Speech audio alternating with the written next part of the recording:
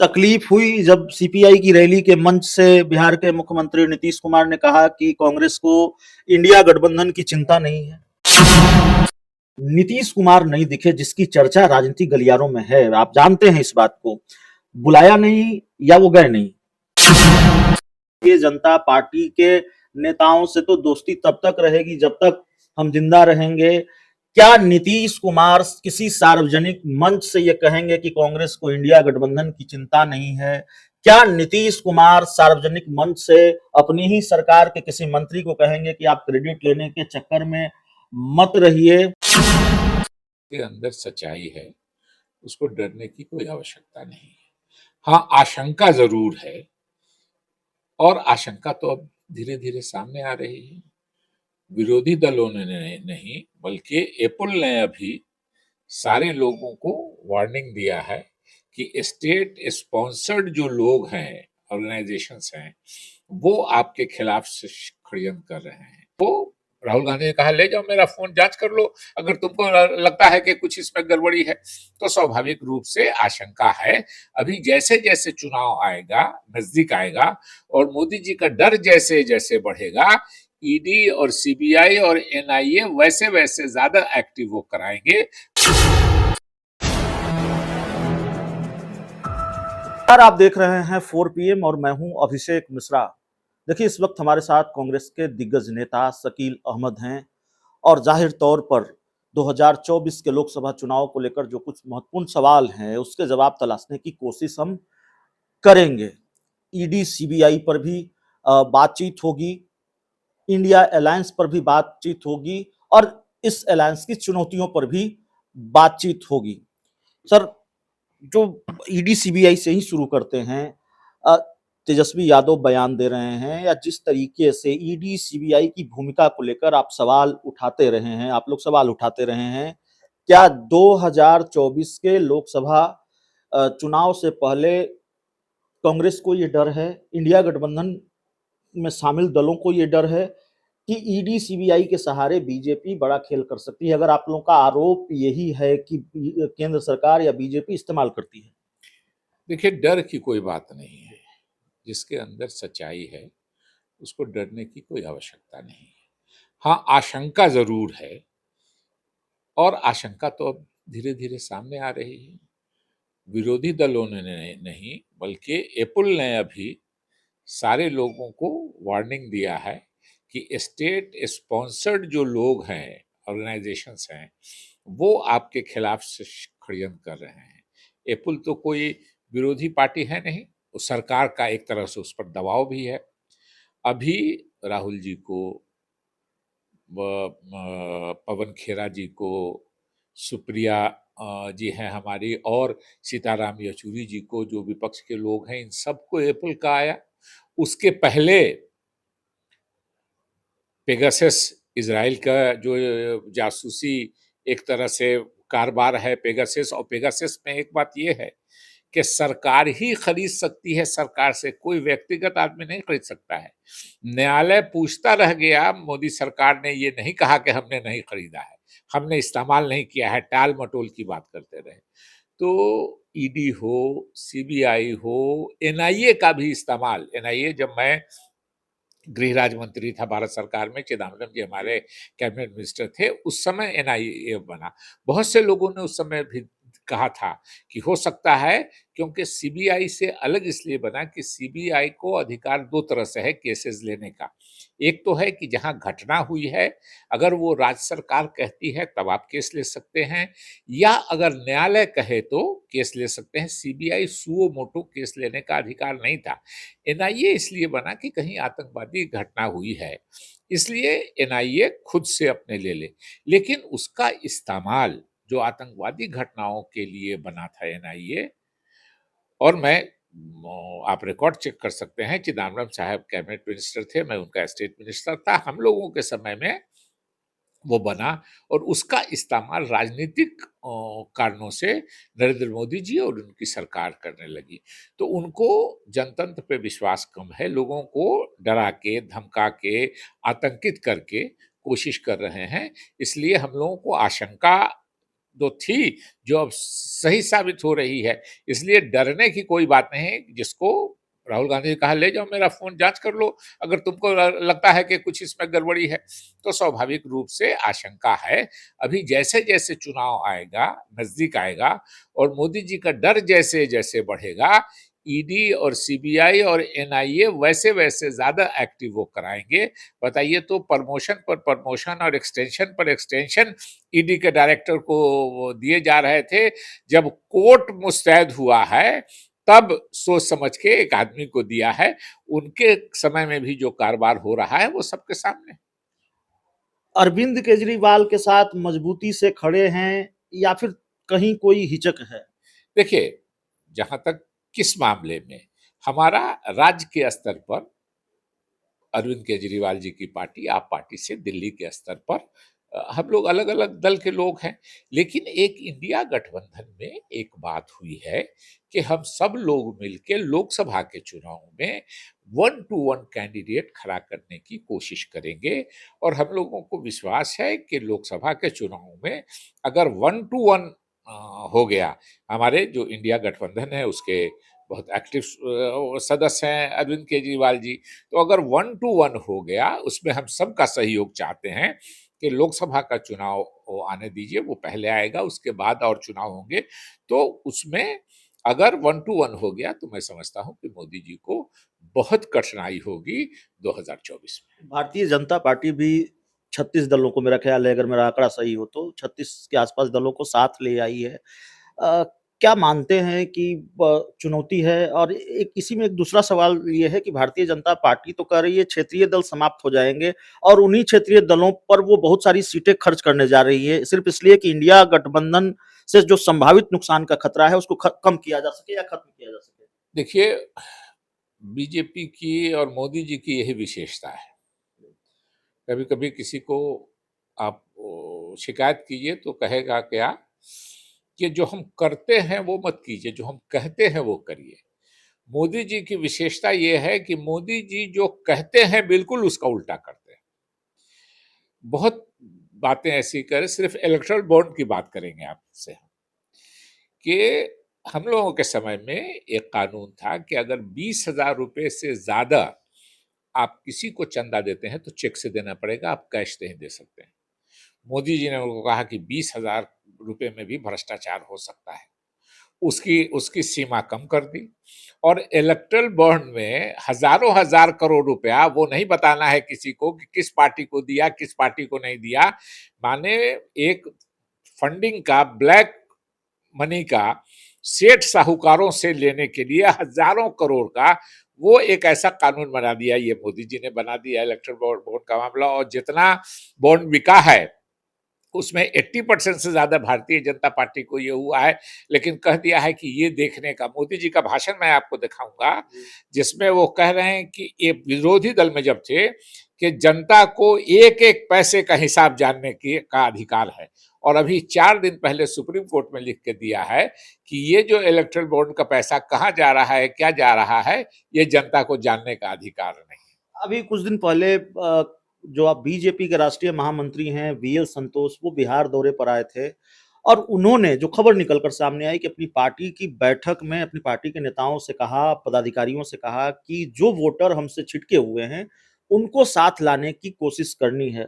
अब जो वोटर छिटके हुए हैं से मेरा मतलब इसको समझना बड़ा आसान है कि अल्पसंख्यक वोटर, यादव वोटर, तो एम वाई समीकरण में सेंधमारी की कोशिश है। इसको कितना सफल होते हुए आप देख रहे हैं? नहीं, देखिए, सिर्फ वही नहीं बीजेपी से छिटके हैं, ये तो मोटा मोटी दो जो पहले से था। जो जातीय जनगणना का विरोध भारतीय जनता पार्टी और उनके समर्थक दल कर रहे हैं बिहार में, कौन कर रहा है आपको सब मालूम है। कौन कौन पार्टी कर रही है? सम्राट चौधरी तो भाजपा के अध्यक्ष ही हैं, उसमें कमियां उजागर कर रहे हैं। कहेंगे हम विरोध नहीं कर रहे हैं, लेकिन कमियां, तो कहने का मतलब यही है कि किसी तरह वो इसका विरोध कर रहे हैं। इसका मैसेज चला गया है जो जो अति पिछड़े हैं। एमवाई तो आप नाम ले रहे हैं, यादव और मुस्लिम का पहले वाला, लेकिन अब के तारीख में चूंकि बीजेपी और उसके समर्थक एक तरह से इनडायरेक्टली विरोध कर रहे हैं जातीय जनगणना का। इसलिए उनको मालूम हो गया है बीजेपी वालों को, इसलिए उनको भी समेटने की कोशिश कर रहे हैं।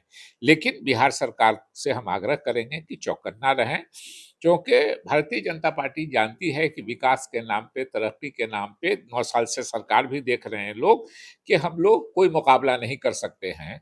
इसलिए समाज में वातावरण खराब करके, एटमॉस्फेयर खराब करके, सांप्रदायिक उन्माद फैला के अगर वोट लेने की कोशिश करेंगे, जैसा इशारे में छुपी हुई बात हो रही है, तो बिहार सरकार को, बिहार की जनता को, बिहार के सभी वर्ग के लोगों को चौकन्ना रहना चाहिए। हिंसा में, सांप्रदायिक तनाव में, सांप्रदायिक दंगों से किसी का भला नहीं होने वाला है। समाज की तरक्की तभी होगी जब लोग अमन, चैन और शांति से रहें। कुछ बयान महागठबंधन के खेमे से या इंडिया गठबंधन के खेमे से भी आते हैं। जैसे आरजेडी के एक विधायक ने कहा कि जो दुर्गा पूजा होती है वो फिजूल खर्ची होती है, और तमाम तरीके के बयान दिए। इसी तरह से बिहार के शिक्षा मंत्री प्रोफेसर चंद्रशेखर के बयान बड़े चर्चा में रहे। क्या आपको लगता है कि इन बयानों से भारतीय जनता पार्टी को फायदा होता है, या फिर बीजेपी जिस पीच पर आप लोगों को लाना चाहती है उसी पीच पर जाते हुए दिखते हैं? नहीं, धर्म के मामले में धर्म व्यक्तिगत आस्था की चीज है। आपको कोई अधिकार नहीं है, कोई, और मैं जहां तक जानता हूं, आपने जिनके बारे में, मंत्री जी के बारे में बात की, आरजेडी ने उस बयान को इंडोर्स इंडोर्स नहीं किया। उससे अपने को लगा व्यक्तिगत, लेकिन पार्टी की लीडरशिप जो है, मैंने लालू जी की भी बात सुनी, मैंने तेजस्वी जी की भी बात सुनी, मैं नीतीश जी के बारे में भी कह सकता हूँ कि उन्होंने ऐसी कोई बात नहीं की कि जिससे ये लीडरशिप यही है। अगर व्यक्तिगत रूप से किसी 1-2 आदमी ने कह दिया तो बीजेपी में तो न जाने कितने लोग इस तरह की बात करते हैं कि उसका जीभ काट लो, उसका घर लगा दो, उसको यह है, मस्जिद के सामने जाके, धार्मिक स्थानों के सामने जाके भद्दे-भद्दे नारे लगाते हैं। तो ये कोई अगर छोटा आदमी करता है या कोई ऐसा आदमी करता है जिसको लीडरशिप इंडोर्स नहीं करती, अगर लीडरशिप ने किसी पार्टी के सांप्रदायिक उन्माद फैलाने को, धर्म को क्रिटिसाइज करने को इंडोर्स किया है, तो वो मैं समझता हूँ वो सही नहीं है। लेकिन बिहार का जहां तक मामला है, मैं लालू जी की भी बात कर सकता हूँ, क्योंकि समाचार देखता रहता हूँ, और उनकी बात अगर ऐसी हो तो मीडिया छुपा नहीं सकती है। तेजस्वी जी की हो या नीतीश जी की हो, और या हमारी पार्टी के किसी लीडर की बात हो, तो ऐसा उन्माद फैलाने वाली बात किसी लीडर ने नहीं की। तकलीफ हुई जब सीपीआई की रैली के मंच से बिहार के मुख्यमंत्री नीतीश कुमार ने कहा कि कांग्रेस को इंडिया गठबंधन की चिंता नहीं है? नहीं, ये मैंने नहीं सुना है, उन्होंने हो सकता है कहा हो, लेकिन किस संदर्भ में कहा है, उन्होंने किस परिप्रेक्ष्य में कहा है, जी। इसके बारे में हमको जानकारी नहीं है। इसलिए मेरा जो नहीं जानते हो, हम पहली बार आपके मुँह से सुन रहे हैं, जी। जो हम नहीं जानते हैं किस परिप्रेक्ष्य में उन्होंने कहा। उन्होंने कहा कि देखिए, इंडिया गठबंधन की चिंता कांग्रेस को नहीं है।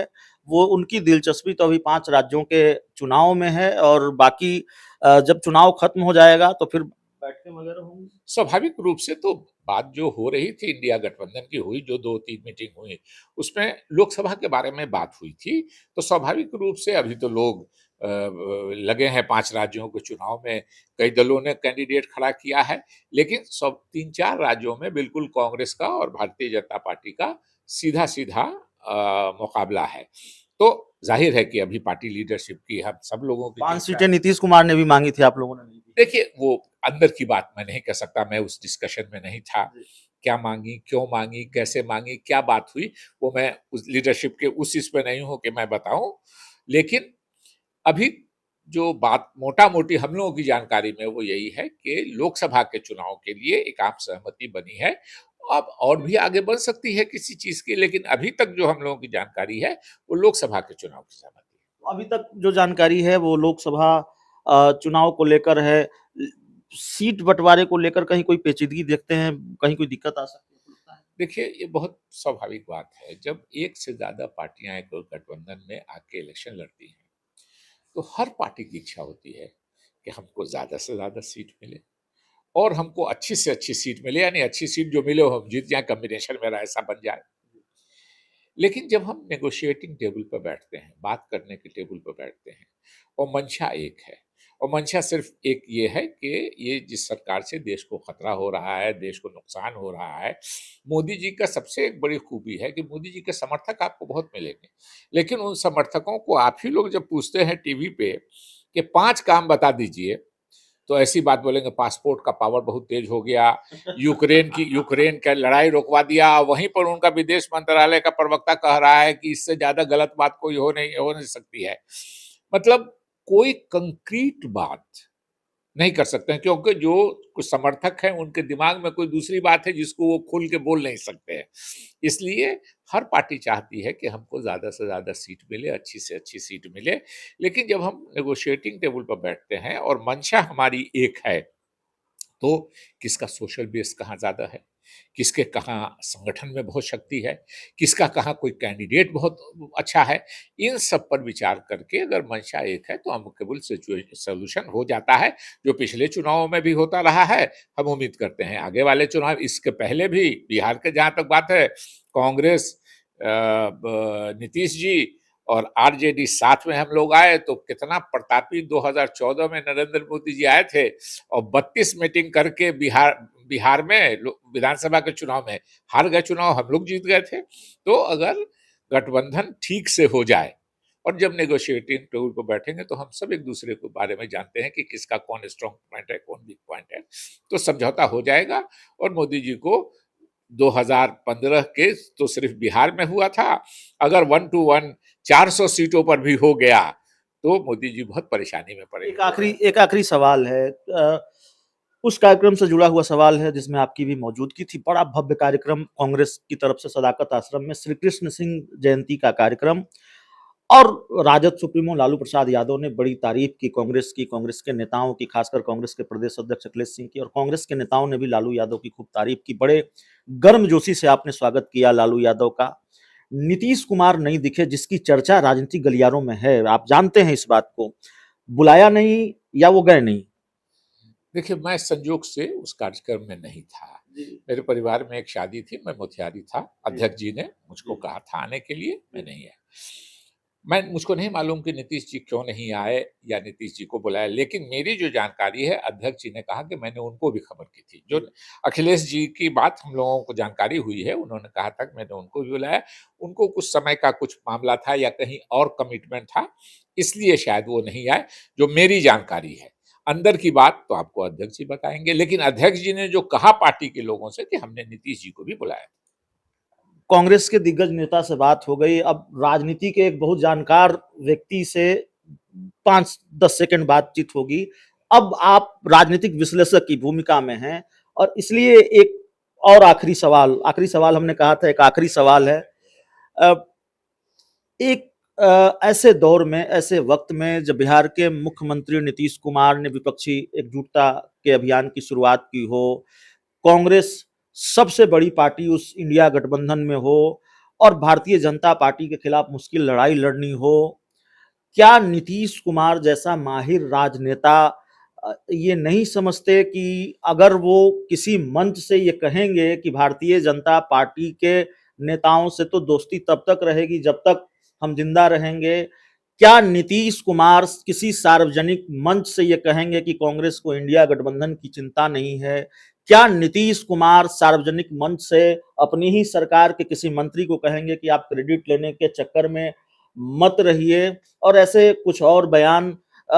तो क्या इसका क्या मैसेज जाता है? नीतीश कुमार ये नहीं जानते? देखिए, ये जितनी बातें आपने कही मुझको इसमें किसी की जानकारी नहीं है। किस संदर्भ में उन्होंने कहा, कहाँ कहा, और जहाँ तक व्यक्तिगत रिश्ते की बात है, मैं तो मुस्लिम समाज से हूँ, जिनको एक अल्पसंख्यक हूँ, जिनके खिलाफ भाजपा वाले रोज बयान देते हैं, उन्हीं के नाम पे राजनीति करके समाज का जो बहुसंख्यक समाज है उसको धोखा दे के वोट लेना चाहते हैं।